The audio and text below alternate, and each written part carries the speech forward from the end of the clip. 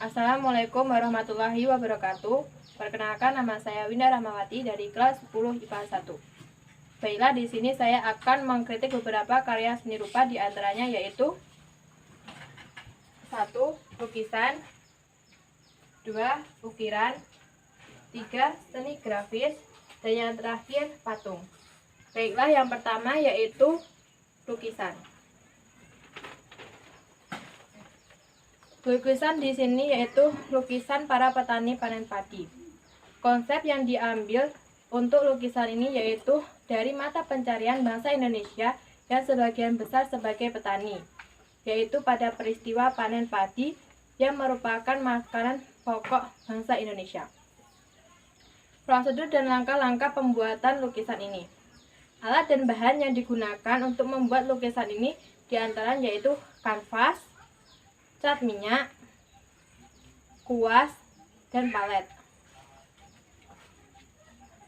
Teknik yang digunakan untuk membuat lukisan ini yaitu melukis dengan menggunakan cat minyak. Langkah-langkah pembuatan lukisan ini diantaranya 1. Menyiapkan alat dan bahan. 2. Membuat sketsa. 3. Mewarnai dasar lukisan. 4. Mewarnai bagian umum seperti langit, gunung, padi, dan pepohonan. Setelah itu baru mewarnai bagian khusus yang memperlukan kedetailan, yaitu para petani, jalan, dan gubuk. Fungsi dari karya seni lukisan ini berfungsi keindahan, karena hanya dapat dinikmati keindahannya. Selain itu, juga dapat berfungsi ekonomis jika diperjualbelikan.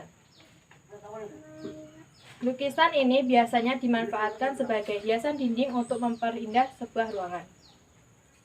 Nilai estetik karya lukisan ini berasal dari komposisi atau penempatan objek yang tepat, di mana dapat kita lihat gunung, langit, pepohonan, padi, petani, yang memang pada kehidupan nyatanya memang seperti itu atau sesuai dengan kehidupan nyata.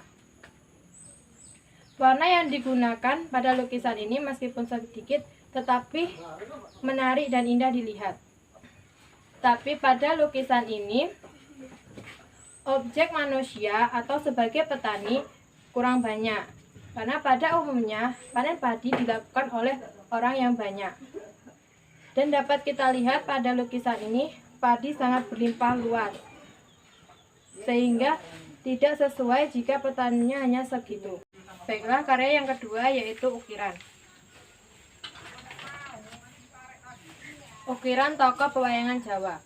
Konsep yang diambil untuk karya ukiran ini berasal dari tokoh pewayangan Jawa, yaitu Semar dan ketiga anaknya, Petruk, Gareng, dan Bagong. 4 tokoh pewayangan ini memang sangat terkenal dari dulu sampai sekarang. Prosedur dan langkah-langkah pembuatan karya. Alat dan bahan yang digunakan untuk membuat ukiran ini diantaranya kayu jati, pahat ukir, palu, dan pisau ukir. Ukiran ini dibuat dengan teknik carving, yaitu dengan memotong pada bagian dasar dengan datar untuk membentuk ukiran agar terlihat seperti 3 dimensi. Langkah-langkah dalam pembuatan ukiran ini yaitu 1. Mempersiapkan alat dan bahan yang dibutuhkan seperti kayu, pahat ukir, palu, dan pisau ukir. 2. Membuat sketsa gambar wayang pada bahan kayu. 3. Proses pengukiran, yaitu dimulai dengan mengukir bagian dasar dengan datar, setelah itu baru mengukir objeknya dengan detail. 4. Proses finishing, yaitu membersihkan dan merapikan ukiran yang telah dibuat. Fungsi dari karya ukiran ini berfungsi hias, karena digunakan sebagai hiasan rumah. Selain itu juga dapat berfungsi ekonomis jika diperjualbelikan. Karya ukiran ini biasanya dimanfaatkan untuk hiasan rumah. Nilai estetik dari karya ukiran ini berasal dari detail ukiran yang sangat rapi dan pembuatan tokohnya yang mirip seperti aslinya.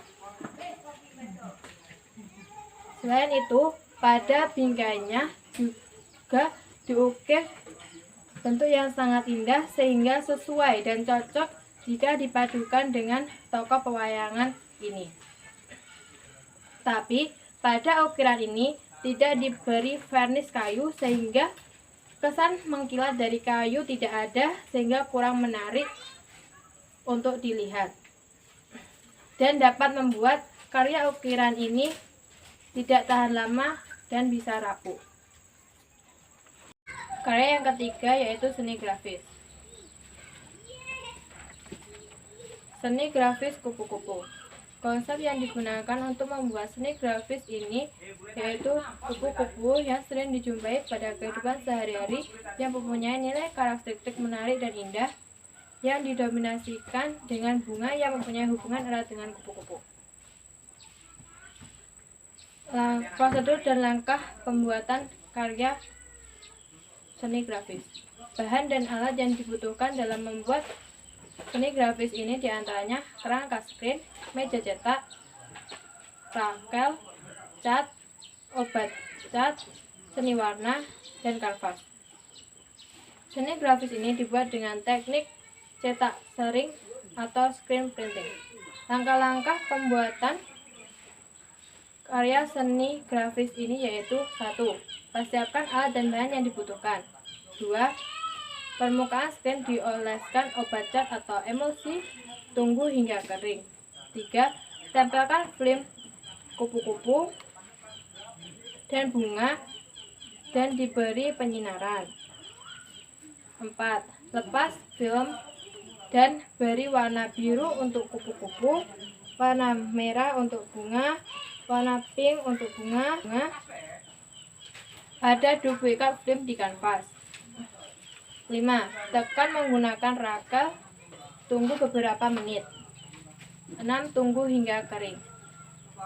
Nilai fungsi dari karya seni grafis ini yaitu fungsi hias.